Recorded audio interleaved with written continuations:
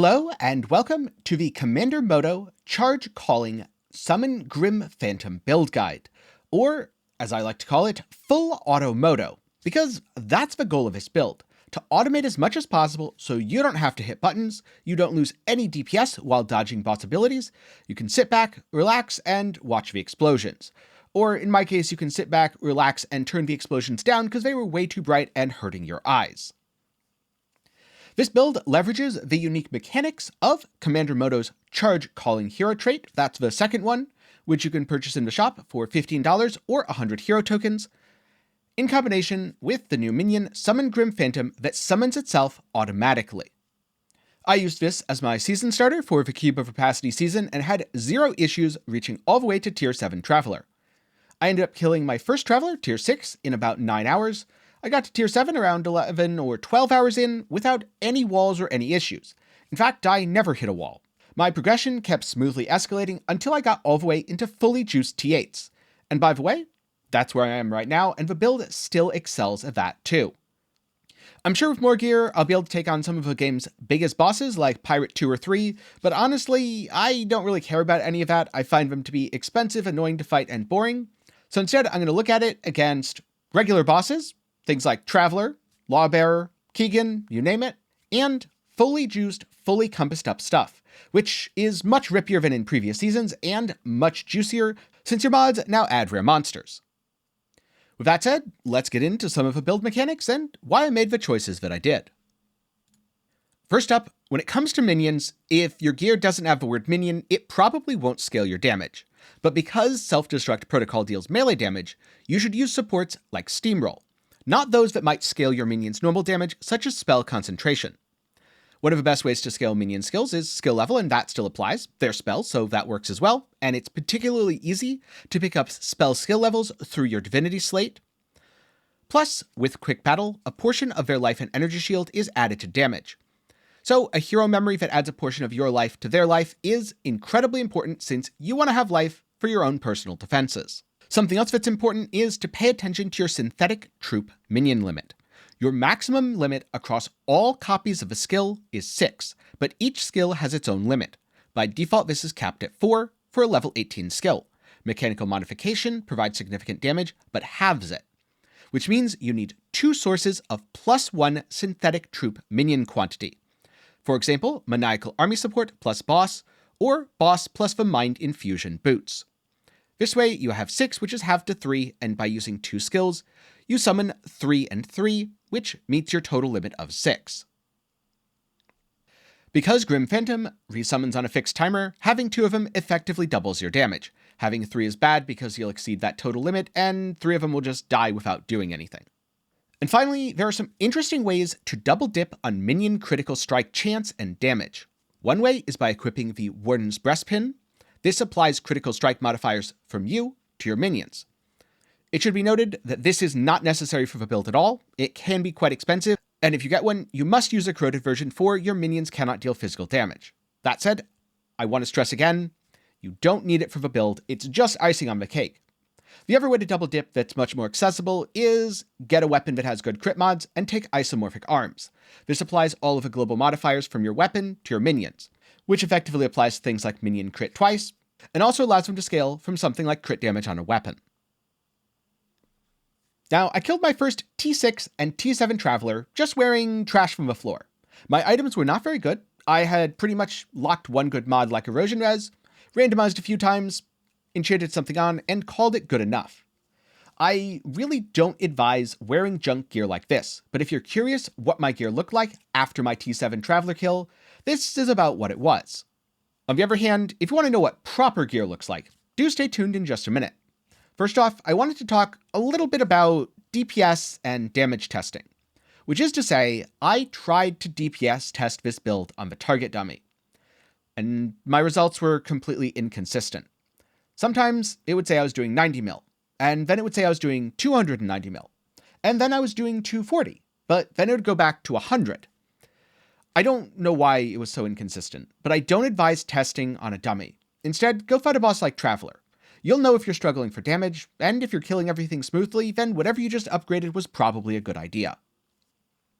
So far, I've been taking on full juice T8s, I've killed Lawbearer, killed T7 Traveler, killed multiple T8 bosses, so whatever my damage actually is, it's definitely fine enough, and I can focus on quality of life.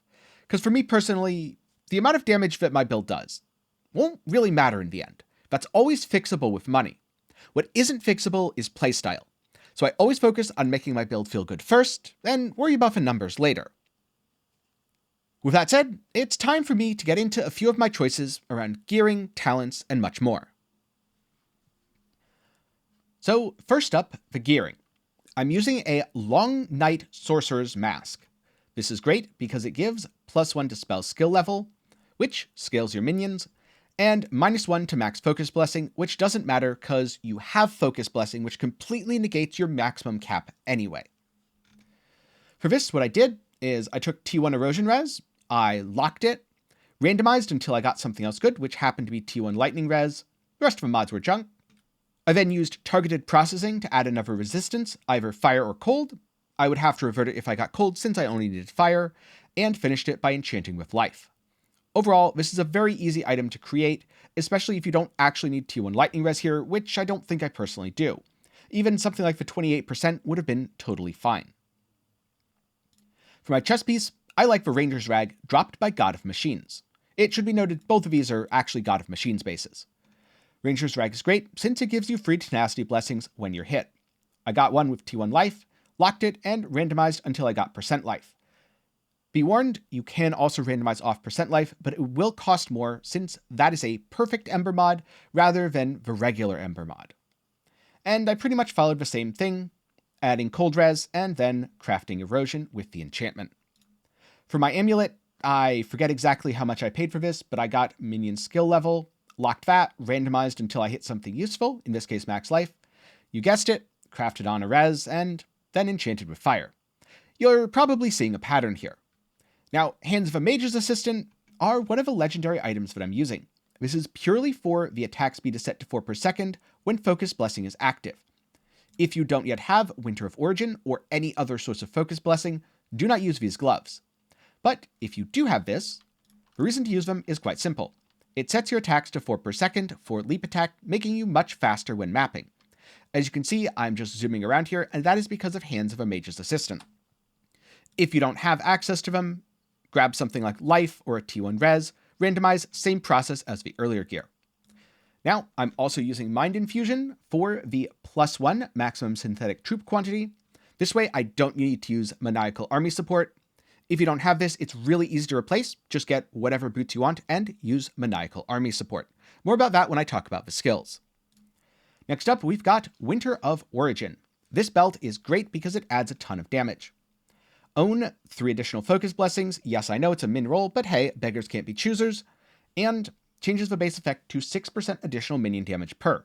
The more focus blessings you get, the better, but you can't gain them, so have focus blessing or own focus blessing is the only way to do it. Because I have the corrosion here, I ended up with 4 stacks.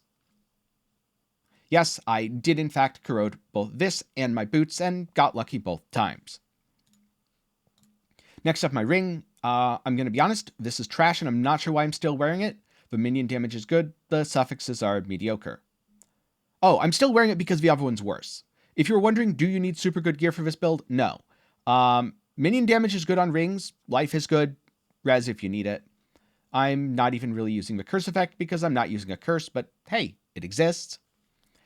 And finally, my weapon. If possible, start from a +3 minion skill level base. Randomize until you get either minion damage or chance for minions to deal double damage. If you happen to get chance to deal double damage like I did, I would lock both of these and spend a few Flame Elementium until you end up with minion damage as a roll. Then targeted processing to add minion crit strike rating. That said, if you cannot afford this weapon, interlocking soul is still fine. Alternatively, you could lock T1 minion damage, T1 minion double damage, or T1 minion crit strike rating. Realistically, any of these are totally fine, and you could even get T1 minion crit strike damage, which is fine as well. Just try to get 3 or 4 good mods, and your weapon's great. I was trying out damage penetrates elemental resistances, but because of the inconsistencies on the dummy I mentioned earlier, I don't know if this does anything. Don't copy that without further testing. Maybe check for yourself. Really, what I wanted to emphasize here is my gear is far from perfect. Given that I'm making this on what is effectively day 2 to 3 of a season, I would say it's pretty darn good. But if this is all the gear you get for your entire season, that's more than enough to kill almost all the content in the game. And not just kill the content in the game. Feel good while killing it, because this build feels great to play so far. And a large part of that is from Summon Grim Phantom. This is the newly added minion skill for Cube of Rapacity. Now Summon Grim Phantoms use Destructive Light Cannon, which you can think of as Divine Ire from Path of Exile. But we don't care about that. All we care about is blowing them up and the fact that they summon automatically. So you get your Grim Phantoms. Mechanical modification as always. Steamroll, since yes, Self-Destruct Protocol is a melee attack. Crit strike damage increase because we have 100% chance to deal critical strikes. And then I just did a bunch of testing and found that Elemental Penetration is the best if I don't use a curse, and Elemental Fusion is the biggest number. So I used it. I'm running 2 copies, and they're identical. I have no idea why the damage numbers are so different on the tooltip. I'm going to assume it took all the drugs. Then my leap attack, hardened, blinding, cost conversion, so I can just spam it. If you're wondering why I'm not using anything to increase the attack speed, Hands of a Mage Assistant fixes the attack speed. Increasing it further doesn't matter. Then I've got Elemental Shock. This way, I'm applying a debuff, lowering enemy resistances. This is kind of like a curse, except they also gain the 80 elemental damage, at least until they explode, so it's a curse with a slight upside. Cooldown reduction, extended duration to have the debuff on enemies for as long as possible, and cost conversion so I can spam it. Then we've got Resurrection Warcry, pretty good healing. You could easily drop this for a curse if you wanted some more damage. I just like having the healing, especially when I still dumb stuff while mapping. Lion's Roar for multiple charges, Emergency Restoration for more recovery since I'm often at a low life state, and cost conversion like before. Moving on to auras, I've got Fearless. Alternatively, you could use Electric Conversion. I found Fearless to be better. I'd imagine this is a matter of if you can crit cap or not and how much crit damage you have. In low gear, Fearless will be better. In high gear, I expect Electric Conversion wins. Then I've got Erosion Enhancement, 14% damage to life is 14% damage against enemies. Very nice generic aura. And Magical Source for some mana regeneration, which turns into life regeneration. Using a Frost Spirit to mark enemies, increasing my crit damage, and also 5.8% mana regen, which again becomes life regen. And then finally, I'm using Auto Defense with Protection Field and Delayed Pain. Delayed Pain is really good at preventing you from getting one-shot, and Protection Field isn't bad, although if you wanted, you could also swap this out. I tried swapping it a few times for Reform, for extra barrier absorption. Personally, I can't actually tell the difference between the two, so both are probably a-okay. Then we've got Talents, which should look pretty standard for a minion build. In here, one of the most important mediums to get is +1 minion skill level, though I also very much like the minion max life with command per second. Up top, I'm using orders for 20% minion damage. There really isn't another choice here. And I was using Mighty Guard for a while, but as my gear has gotten better, and particularly once my weapon got better, I swapped to Isomorphic Arms instead. This enables that double dipping, which I talked about in the mechanics section. I think the rule of thumb I'd follow here is, if you're still using Interlocking Soul, stick with Mighty Guard, but once you swap to a two-hander, go with Isomorphic Arms. Then I've got Machinist for boss, since everyone wants to be a boss, and also we need it for the +1 synthetic troop quantity. I don't actually think the duration does anything since your minions live for about half a second. And Kinetic Conversion. Burning Aggression is a little bit more damage, but the damage gained is minimal, and the defense from Kinetic Conversion is significant, especially on bosses or when running around a map. And finally, Alchemist, which is a really great feels-good tree.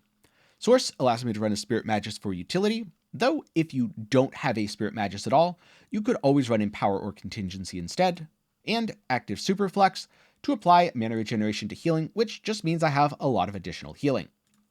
Now, in the Machinist tree, the medium passives that I suggest paying attention to: Synthetic Troop level, some movement speed down here, though this gets less important once you get Hands of a Mage Assistant, and of course increases to max life. Remember, max life not only scales your life and makes you tankier, but it scales your minion life, meaning these nodes are of particular value. In Alchemist, it's honestly pretty much just the same. Try to get life and minion life, try to get a couple of things for movement speed, since that makes it feel a lot better. This is a cleanse, remove all dot damage when using restoration skills. 8% damage transfer is 8% less damage taken. And gaining barrier when about to suffer a severe injury is a nice emergency defense for when you're standing still tunneling the boss. Since your minions resummon automatically, there's actually no reason for you to stand still ever on this build, so just don't do it. Next up, we have the Divinity Slate, where I am focusing on God of Machines Divinity. Here I wanted the Fizz taken, and I happened to also roll some armor and damage transfer. This is much more of a defensive talent than an offensive one. Then I got some minion damage, barrier absorption, Fizz to minions attacks. You'll see a pattern here. I wouldn't suggest trying to copy exactly what I have. Instead, go for things like plus minion skill level or plus synthetic troop level. If you want damage, then go for minion damage, minion crit rating, or minion crit damage. If you want something that's an all-rounder, go for max life. It scales your defenses by giving you more health, and it scales your damage by giving your minions more health. Barrier absorption is also pretty darn good, since that increases your defense via kinetic conversion, and life regeneration or mana regeneration is great as well. If you find your auras are a little bit tough to fit, then try to fit in additional sealed mana paired with aura effect. That said, you may and may not need it. It kind of depends on your level, gearing, etc. Worst case, you can always drop something like Magical Source, since while mana regen is nice, it's not strictly necessary. Now, if you want to know more about the Divinity Slate system, I'll have a video linked up in the card, and a full written guide over on Maxroll. But if you want to know about how I crafted these Divinity Slates, the branding if you will, then do be sure to get subscribed so you don't miss my video on that, which will be coming out in a couple days. Finally, what am I using for pets? A bunch of level 6 blue pets. Again, the reason you want to use level 6 wherever possible is to enhance this outer ring effect. Normally this would be 13% additional, but it goes up to 17 due to the enhancement from having a level 6. This makes level 6 low rarity pets better than level 1 high rarity pets in a lot of cases. Now, I'm also using a bunch of drop stuff since I am farming, but if I was fighting a boss, I would instead be using something a little bit more defensive. You can use damage if you want. I just don't find it to be necessary with this build, and I also don't have any of the good damage pets. But getting a little bit of extra res from your pets means that you don't need that extra res from gear, which is always a good thing in my opinion. Now for start, I mentioned the rough timeline of what I did at the beginning of the season. When I fought the T6 and T7 Travelers, I did not have the Winter of Origin. I didn't have isomorphic arms or a good hammer. I was still using Interlocking Soul, and I didn't really have any good items on. You absolutely don't need them if your goal is to clear T7 Traveler.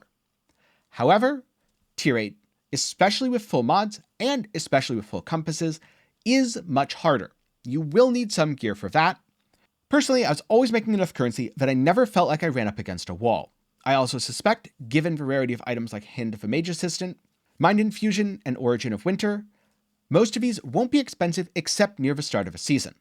I could be wrong about that. It's really hard to tell economies in advance. This is not video game financial advice, and I am not a video game financial advisor. The Summon Grim Phantom being fully automated really has made the gameplay a breeze. Sure, I'll have to hit my buffs, I might have to heal, and yeah, there's no fully automatic movement skill.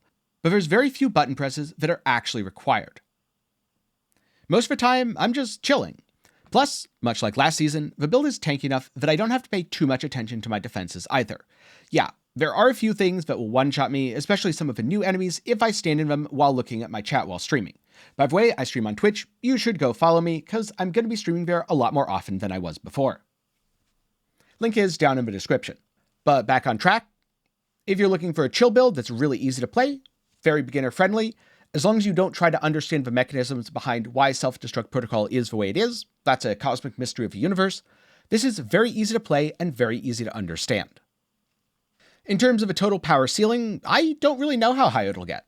I certainly had no issues last season scaling the build into endgame, but I'm not sure I'm going to do that again. Instead, I might farm up all the currency and then play something new just because I have played this build quite a lot. That said, I could end up just playing this more since it has been a blast to play. Maybe a blast quite literally. I know a lot of builds claim to be Autobombers, but they don't have bombs. And so that's my build guide for Moto, one of the only true Autobombers in Torchlight Infinite. Now, last but not least, there are a few questions that I get asked a lot about the build, which I wanted to answer. Question 1, can I play this on order calling, and if not, how do I swap hero traits? No, you can't play this on order calling, and you can't swap hero traits. You will have to start on charge calling. Question 2, why aren't my minions exploding? 1, you're the wrong hero trait. If you're order calling, they won't explode. 2, you might not have gone to the Hunter Forge and completed your trial yet. This unlocks around level 13. Or 3, you might have done that, but forgot to allocate the first node, Surprise Force. It doesn't actually allocate automatically, you have to do it manually. And the other question that I got a lot is, why summon Grim Phantom? Because it fully automates the gameplay and converts the damage over to lightning to enable more damage scaling. If you have any other questions about the build or want to know more information, how to start your season as Commander Moto, charge calling summon Grim Phantom over at MaxRollGG. A link to that will be down in the description, and if I can figure it out, up in the card as well. So if you have any other questions, want to know more, or just didn't want to pause the video to find something that's on screen right now, don't worry, all of that is part of a guide. And with that said, I'm curious, what do you value in a build? Do you want to be fast, so tanky that you never die, do enough damage to one-shot bosses, or, like me, do you prefer builds that feel really good to play? Let me know some of those thoughts down in the comments below, along with what you think of Torchlight Infinite's Cube of Rapacity season. For me personally, I've been having a blast, if you couldn't tell from the amount of explosions and machine parts covering the screen. And of course, before I go, a special thanks to my patrons and channel members for their continued support. For as low as $1 a month, you can help make videos just like this one possible. If you're looking for something else to watch, maybe check out my guide on the Divinity Slate system, or some of my other resources on Torchlight Infinite. Or of course, you can always go for a recommendation that's on screen right now. If you're looking forward to more content on other games, well, I had a lot of fun with Path of Exile Crucible and might do a couple more things there. I'm very much looking forward to Diablo 4 that's releasing soon, and I heard Last Epoch's getting a patch. Plus, check out my second channel, 10 Gaming Thoughts, for indie games, reactions to video game news, and much, much more. With that said, thanks for watching, and I hope to see you again sometime soon.